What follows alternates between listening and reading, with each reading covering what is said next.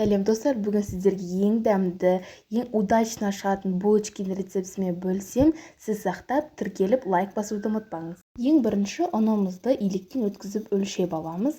Жылы сүтке салқын су құйып, жылытып аламыз да ұнымызға саламыз. Үстіне қант және де юваның дрожжысы және де бізге жұмсақтық беру үшін әрине құпия ингредиент майонез. Бұларды салып, біз үстіне тұз, қант және де жұмыртқа қосамыз. Ерекшелігі бұл булочкада бірақ жұмыртқа кетеді. Барлығын жақсылап араластырып, жұмсақ қамыр илейміз. Қамыр қолға қатты жабыспау керек. Өз нормасында осындай әдемі қамыр болып тұру керек. Бұл қамырға біз сұйық май қосамыз, сосын жақсылап илейтін боламыз. Иленген қамырдың үстіне целлофан жауып, 1,5-2 сағатқа жылы жерге қойып қоямыз.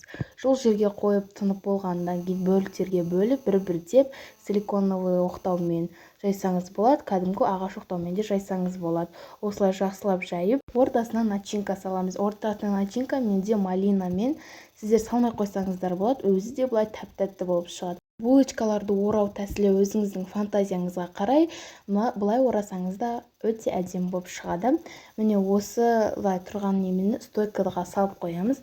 180-190 градуста 30-35 минутта пісіп шығады. Осылай әдемі болып қызарып, сіздерге ас болсын. Рахмет, тіркеліп лайк басуды ұмытпаңыз.